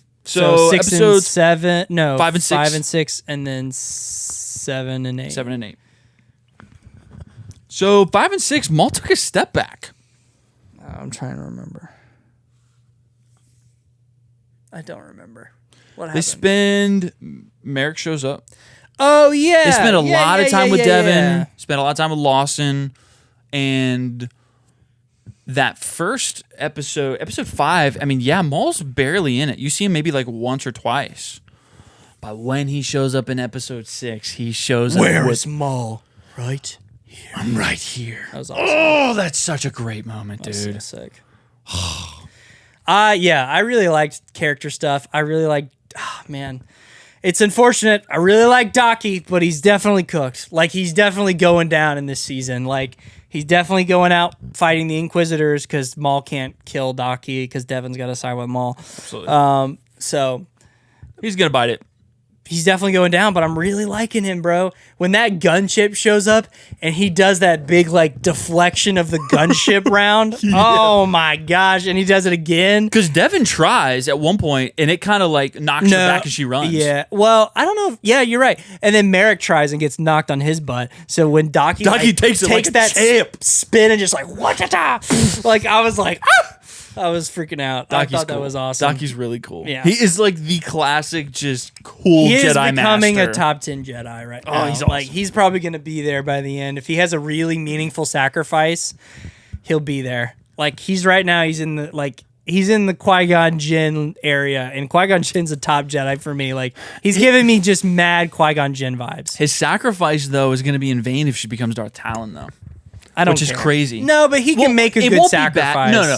I just mean, like, it's going to hit if we know that she's kind of going down that path, because we're going to be gut-wrenched because he's going to think probably he made that sacrifice for her, and then we're going to watch her in maybe, like, the next season or something like that going down this path, and it's gonna make that hurt more. Do you know what I mean? Sure. Like, oh, gosh, he sacrificed for her, and she's still going down, like, the wrong path. I don't know. I almost see, like, maybe we can get Docky to a spot where he, like, gets Maul to look after her or something like that. There's some sort of promise between the two. I could... I don't know. He just pitches such a, like, opposition to Maul all the time. Like, she talks to him, and he's just always like, don't trust him. Yeah. So if we don't really get anything in these 4 episodes. If we get something later... If it seems hopeless about maybe. the Inquisitors... Yeah. If it's kind of like this thing where that's kind of made known, like if Maul doesn't take her under his wing, she's going to get killed by the Inquisitors. I could see a line where Docky says, protect her from the Inquisitors. Is that what you mean? Well, I just mean, like, from where it's going, like... When I say Docky's like Maul wants her to take her in, it's not like she has this option to go live a very meaningful, peaceful life on a small planet and never have a worry. It's like either join Maul or get killed by the Inquisition. Yeah. So like I'm thinking maybe Docky just makes peace with that. Yeah. And that's kind of like almost a growth thing. Protect yourself, remember your training, right? And kind of hopes she just stays in her path. With a common enemy, you know, obviously aligning with Maul. But she ultimately gets pulled over. What I'm thinking is going to happen is like there's going to be faced with like leaving the planet, and they're going to leave with Maul, and Docky's going to have to like sacrifice to get them off planet, and that's just going to put Devin and Maul in the same ship, going to the same place. Yeah, I think so. And then Devin's going to become Darth Talon. So it's happening. We'll talk obviously about 7 and 8, but like you're seeing notes of it. Oh yeah, she's becoming a little more brash, a little more aggressive. Like I see, she's always been that way too, which is cool. It's very subtle in episode 7 and 8, but she makes a couple decisions where I feel like this is a little bit more aggressive than 7 she has and 8. been. Yeah. No, like when she like blows up at Maul. Oh, yeah. And starts attacking him? Absolutely. Oh, yeah. I'm like, you are giving yourself over to some more emotion. Yeah. Than Docky would definitely want. The Merrick and Maul fight and Devin fight is fantastic. Oh my gosh. In episode train? 6 on the train. Amazing. Dude, when Merrick ignites his second blade and then, spins it and Maul ignites him, all I can think of is Maul just being like, you're not that guy, pal. No, I know. You're I not had guy, that same pal. thought. I was like, I own the double blade. I know. You want to come at me? Maul's like, I don't need that crap. I don't think I don't so. need that crap. And he ignites his. Yeah. I'm like, this is great. What is dude. with this weird spinny BS? He's like, I don't think you know so. what? I'm gonna take one of these Inquisitor lightsabers and I'm gonna get rid of this stupid spinny thing. Yeah, and I'm gonna shove it up your butt. That was like, so sick. Oh, it's so good because he's just stoic, but he still kind of looks like he's smirking. I'm like, just a traditionalist like feeling Maul has. Like it's like this. It's like Merrick is this new age, and then Maul's like, I don't think to so. the basics. I'm gonna school you. Yeah, like the fundamentals. Boom, boom. Oh, Oh, it's so great. Oh my gosh. All of that's good. Even the American Devon stuff is really good. I loved all of that. I mean, obviously Maul's entrance is just so legendary and then everything after. So, but it's great. It's a subtle moment where like, Devon raises her lightsaber against Maul and you see Maul's kind of come up and then he, releases it or whatever.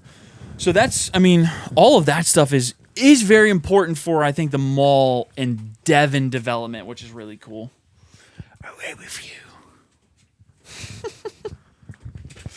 So I loved all of that. I thought that was all really, really, really great. yeah, and then episodes 7 and 8. 7 and 8. So we get the. Correct me if I'm wrong.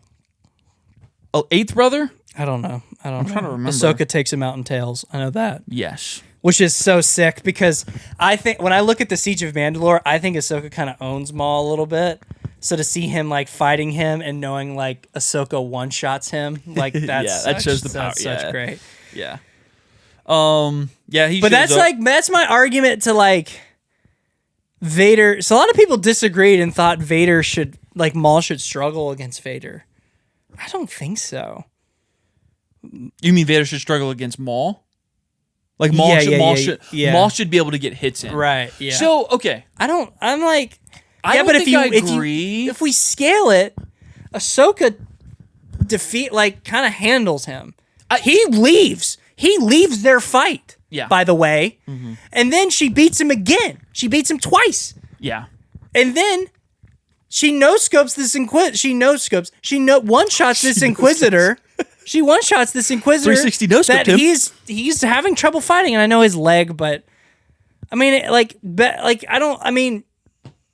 Merrick also one-shot, or Ahsoka also one-shots, not really, but like takes down Merrick too in the Ahsoka show. Yeah. So I'm just saying, like, I think they've scaled it well to where, and Vader, kind of. I don't even think we have to scale it. Thought when people were saying that. Then you take Vader, Ahsoka to Rebels. Ahsoka gets a shot on Vader only because he's not paying attention. Yeah. She runs up and hits him. So no, Maul isn't going to get a hit on Vader. I don't think so. Just for the fact of like, because everybody's like, Maul would hold his own against Vader. He would at least get some hits. Okay, remember, Anakin Skywalker, even before he was Vader, they said he was worthy to be on the Jedi Council as Jedi Master. So he has to have a level of skill that is worthy of a Jedi Master. Because a lot of people are like, well, he would be year one Vader. I think even year one Vader is strong enough because he gets an upgrade power-wise when he turns to Vader. I think he would still be strong enough to just absolutely cook Maul. I do. I don't understand the points where people are like, well, he's year one. He hasn't really developed yet. Like, I think he's developed enough to still hold his own against Maul and not let Maul really get a hit. No. So I just never, like, in the comments, I'm like, you keep saying year one Vader. I don't think that matters. I just genuinely don't. It would be kind of cool. It's tough with Revenge of the Sith. I would love to see, like, a early generation of the Vader suit in this, like a different variation of it. Yeah. It's hard. You mean more akin to Revenge of the Sith? No, because I think it's all standard. If Revenge of the Sith didn't exist, and I was I would have like this, you know how they have the Gen 1 Stormtrooper helmets? Yes. I'd have like some sort of Gen 1 version of the Vader suit. Before it's, before it's like how we know it in I guess, Rogue One. Yeah. But, I don't think Maul holds his own, but that's just me. I mean, like, you don't have to scale it, but with the scaling, Ahsoka gets one hit on Vader. It's because he's not looking, and we've established Ahsoka is a lot better than Maul. Yeah. She beats him twice at the Siege of Mandalore. She has beaten characters that Maul struggles with. Yep. So, she has killed both of the Inquisitors he is fighting right now. Yeah. And have been fairly, back and forth. He hasn't like dominated them, So Ahsoka is clearly more skilled than Maul at this point. Oh no, he definitely doesn't dominate Merrick. I think he was gonna struggle with both of those Inquisitors, leg or not. Yeah. But man, I loved that episode 8, man. That was pretty great. I guess Savage and him are blood brothers. My bad. Yep, thought that too. A lot of people are like they are blood brothers. It's not obvious. No, it is not obvious. Even in Maul, it's not obvious because if you remember, one of the other Zabraks, when he falls, says "brother," like longingly. So it's clearly they could be brothers though. They could be, but like it doesn't seem they're not like saying it that way. So it's kind of portrayed that it is that kind of like tribal level relationship, but that does confirm that Savage is definitely a blood brother. Oh yeah, but when I said that so long, like when I said that last episode we recorded, like I've known that they've said they're blood brothers. I know that they say that and that's confirmed. I just don't think that's obvious by what we're shown. Yeah, because they interview all of the tribe, and maybe that's an attempt to isolate Maul's brother, but nobody there knows who Maul's brother is. They can't ask. Yeah. Or are all of them his brother? Yeah. Exactly, yeah. So is he have an entire clan of brothers on Dathomir? Yeah. Does he? I mean, maybe, but I don't think so. But so no, it's never been obvious. The whole tribe is not blood related. And then it's like we have the scenes with Savage, and he's like, "You're the brother I'm looking for." Yeah, that's true. Yeah. Like, that's so unfamiliar. That's almost said like, "Oh, I have a brother I didn't know about. It must be you." Yeah. Like, in this episode, like they're separated very young. No, so that could make sense. Not that young, bro. Dude, they're like Maul. In this flashback, Savage is probably like 10 to 12. That's what I agree with you. That's not that. That's not like. I guess they would. It's not 5. Yeah. So like. I guess they probably would remember. It's just like born in unfamiliarity. There's like an unfamiliarity between the two, and it's always played it. In my opinion, Savage being Maul's brother, I thought was always a ploy by Mother Townsend to manipulate him. Yes, I thought that's so too. Always what I thought it was. Absolutely. I never thought they were actually blood related brothers, and I know that they said that they were. Are. Yes, yeah. But I just didn't think it was shown, and so I always took that as like, well, maybe they're just like a kin brother, like part of the same tribe. Yeah. And I thought that was interesting, but this is very clearly they grew up together. They grew up together for sure. They are and so I'm happy with that. I'm not upset. No, this is cool. But yeah, it was a really cool way for So the flashbacks in the new episode of Maul Shadow Lord is a great way for if you haven't seen all of the context outside of it to get caught up really quickly, and an impactful moment too for Maul in this show. So I like that. I kind of got a little refresher on everything without having to go back and watch it all. And you're up to speed. It adds more weight to why he has such a hatred for Sidious, obviously. So I love that. I thought that was great. And it's kind of, again, it shows Maul down on his luck. He's going to rise up from the ashes and, be even stronger. So it's going to set up even more of him, I think, being a competent master to a Darth Talon because of what he went through with Sidious. So I think Maul needs to face some of his demons before he even really fully becomes that master. So I thought it was kind of cool to see that. It was a cool way to kind of bring us up to speed on that. I got a theory for you. A theory? Okay. I think I think these Merrick's going down at the end of this season. But what do you think so here's my theory for Maul Shadow Lord and how we're going to get the Vader Maul fight. I think that's going to be a series final or a finale. Dude, somebody commented, why didn't you just say finale? When I called it a series final. Oh, I saw that too. They don't have season finales. Like, It's whatever. Okay. Anyway, so what a dumb thing. All right, but yeah, so this is my theory with how this is my theory of how we'll set up the stakes for Vader versus Maul. And I think when you think about the context, when Maul came back in Clone Wars, and he came, and Sidious shows up in that arc on Mandalore, and he's like, "I've done this for you." And Sidious is like, "You've been replaced." He's talking about Anakin. Yeah. But he thinks he's getting prime Anakin in that moment. And it's canonic lore. Like, he's very disappointed with Vader. That's not his full potential. Yeah. Vader's a lot weaker than Anakin could have been. What do you think the likelihood is?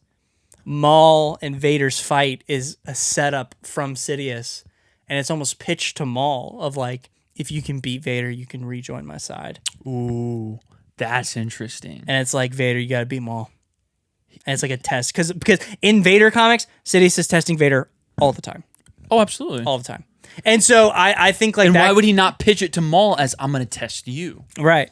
And so it's like playing both sides. Like, if you can beat him, you're worthy to be my apprentice again. Yeah. And that's perfect manipulation for Maul, because he's looking for Sidious's approval. He hates him, but he's always been looking for his approval. Yeah. We know that. So that's perfect for both Vader and Maul. And my thought is, wherever we leave off, I'm thinking, obviously, I think this showdown between Vader and Maul will be the final episode of the series. So I'm thinking Maul loses everything. And it's like down on his luck, nothing left, no crime syndicate, all of it gone. Done. And then Sidious comes with this offer. And that it makes it almost enticing. And so then, in this context, Vader can take some hits. Okay. If it's set up like that, Vader can absolutely take some hits, and we can get a really big back and forth fight. Like, I'm talking like a Star Killer versus Vader in Force Unleashed level fight between Maul and Vader, but Vader wins. Yeah, I can see that. That works. Well, here's what I will say to that, though, too. So, if Maul versus Vader is the series finale for this show, then if he is going to fall off at that point, Crime Syndicate, everything, that means at some point, canonically, we will be in that Solo era in this show. We will have to deal with a season where Solo is happening. Oh, you're so right. So they'd have to cook a lot of probably content through to get through that, because that's probably when he's at his peak, because he's the head of Crimson Dawn then. Yeah. So we would have to get through that, past it, fight Vader. He would then fall off. So I've heard a lot of people talking about how we may see Solo characters. If they do that, we absolutely will see Solo characters. You're right. You're absolutely right. I mean, is Merrick's lightsaber the one he has in Rebels and the one he has in Solo? Because we're ditching the Ventress saber staff here soon, and we get the kind of it's the Inquisitor, Inquisitor, yeah. That would be an interesting thought. Maybe, I don't actually know. I really like this saber staff though. His current one? Oh, it's so great. I think that's sick. I don't want it to be gone. No, I don't either. It'll be a cool moment when it'll be a cool moment if he kills one of them and takes it. You know what I mean? I'm thinking it's got to be destroyed, that lightsaber. Yeah. So he's gonna lose it. Yeah. Or he gives it to Devin. That'd be neat. That would be cool. Oh, dude. He takes a trophy and passes down his saber to Darth Talon. Bro, because I think Talon uses a staff though. Yeah. Doesn't she? I think so. I think I've seen concepts where she uses a staff, a saber staff. I feel like I need that now. I think that's pretty sick. That is sick. Oh man, they're taking their slow time with Devin though, but we get a lot of good moments in 8 that I think are definitely setting up even more Darth Talon. She's getting a little more testy, a little more aggressive. I think she's definitely aligning closer to Maul. I think it's swaying. I was like, up to this point, she's been very, very abrasive to it, but I think I can see her softening to Maul. Yeah. In very subtle ways. It's not like a very clear line. It's just kind of in like her demeanor and kind of how she like reacts to situations. Yeah, I mean, with Lawson and his son, they're not making it to season 2, bro. So like Maul's gonna let them live. He's gonna spare them. Yeah. And it's gonna be this kind of like character thing where Devin's kind of it's gonna be manipulative on Maul's part. Oh, absolutely, because Docky's gonna die. Yeah. I'm not convinced. He'll probably Maul, let them live. Yeah, like Lawson and no, Riley. Docky has to die. So the worst way, because obviously we don't know what happens with Talon, but we know what happens with Maul. So we know Talon and Maul have to split before Rebels. Yes. I am uninterested in the idea of Maul killing Docky behind Devin's back, and then Devin learns about it and gets upset and parts from him. No, let's not do that. Don't do that. I've seen that too many times. I don't care. Yeah. Docky needs to die from the Inquisitors. Yep. She needs to join Maul. And then, I don't know. I don't know what happens from there. Then develop that and find some creative way. I don't need her power. to like join the dark side under false pretenses, or not the dark side, but I don't want her to join Maul because of a lie. I think I do genuinely want Devin to choose him. It would make sense though if she does join the dark side from a lie. But she's not joining the dark side. This is Maul. True. This is like not becoming a Sith. I mean, it is. Yes, it but is. It is. But it's not. It's not. I mean, it's so rooted though in the rule of 2. But he's obviously operating more in the gray than he is on the Sith side. But he's definitely a Sith Lord. Do you know what I mean? No, I agree. But it's. I don't want her. I don't care for her to join because Maul killed Docky behind her back. And no, I'm with you. Yeah. I'm just saying if they do that, I don't think I'll hate it because I would. Plus, they tried to do that Sith with side. Kanan, with Ezra. Yeah. So I don't really want to see that. They literally did that with Kanan. Yeah. Maul literally tried to kill Kanan to take Ezra. So I mean, maybe they're setting that up as an idea. That that's how he thinks he can gain an apprentice is he has to kill the old master to win the, maybe. They would have to really make that obvious. Well, no, I just mean that's why he thought about doing that.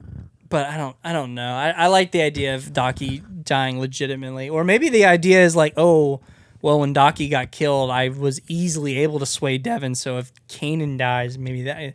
I don't want them. I don't want them to play that trope. I feel I see that trope a lot. I don't really care. It's not something I'm interested in. The writing is just so good with how they are portraying Maul as this obviously he's a Sith Lord, but he's right in a lot of these things. I like that they're playing around with that. So I don't want Devin to be lied to. I want her to continue to further that, where Maul is like, see, everything I've been saying to you is true. Your master has died. Look what the Empire has done. I want her to just slowly fall into that more naturally. And then maybe he's ultimately betrayed by Maul or something, like the Sith just shows the true colors at some point. So I don't want it to be a cheap trick. No, I want it to be a natural fall. No, right. But I don't want to see, I don't want her to have a what have I done moment. I want her to be a full on, like a Saz Ventress kind of just. Well, even that gets redemption. That's true. But Yeah, I guess I don't want her to ever regret working with Maul. Yeah. And so I think we could probably get her. I'm thinking maybe put her in season 2 of Ahsoka. I mean, they're already cooking it. I mean, that'd already have to be something going on. I mean, that already would have had to have happened, so I don't know how we would know about it. Though. Twi'lek.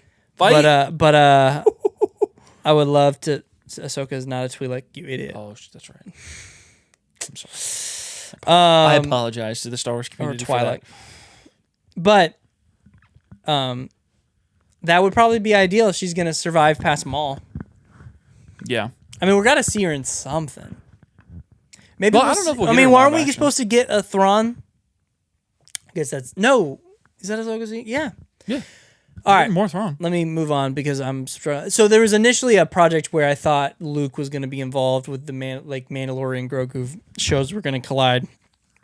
I think that is now the Mandalorian Grogu movie. Yes, it is. That is supposed to be the Thrawn culmination. Yeah. So she could have been in that, but anyway. Yeah. What do you think the likelihood Ezra is in Mandalorian Grogu? I think it's very likely. I'm almost thinking it has to happen because Zeb and Hera. I would be.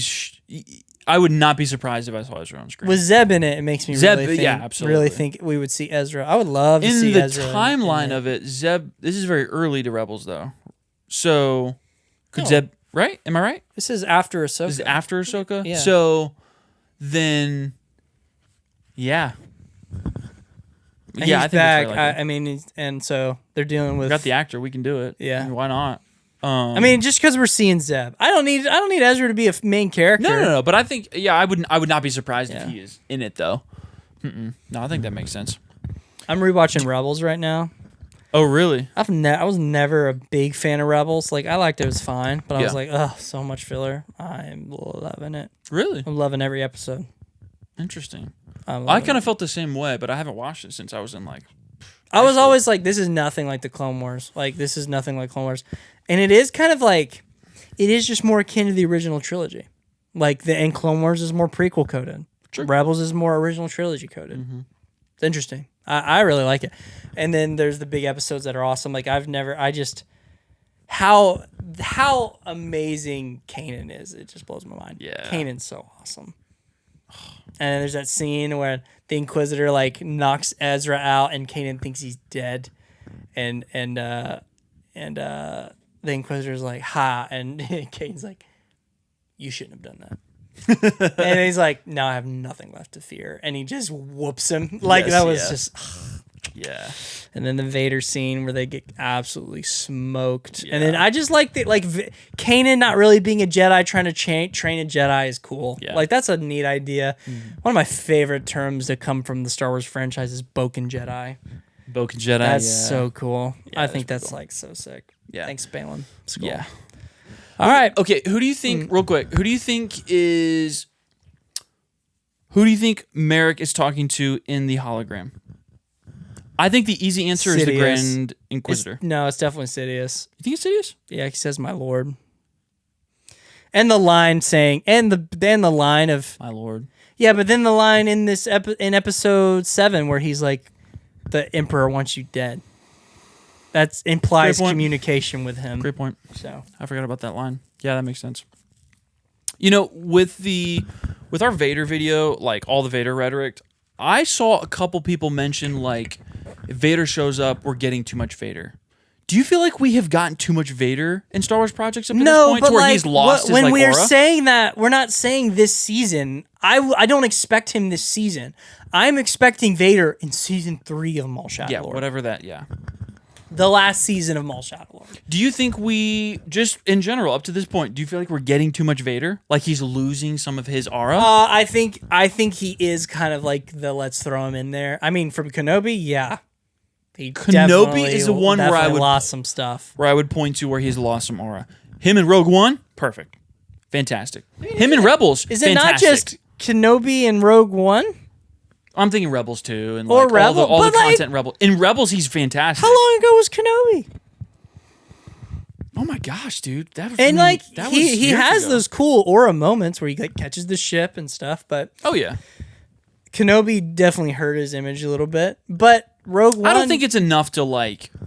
that doesn't exist. They still understood. Too much Vader doesn't exist. Vader and Maul should happen. Like, can we be real? Like, it's gotta happen. You really saying you don't want that? Yeah, like All right, bro. Like, Whatever. why would you not Whatever. want that? That is Whatever. Yeah, I don't know. I'm excited to see it, but Maul's cooking, dude.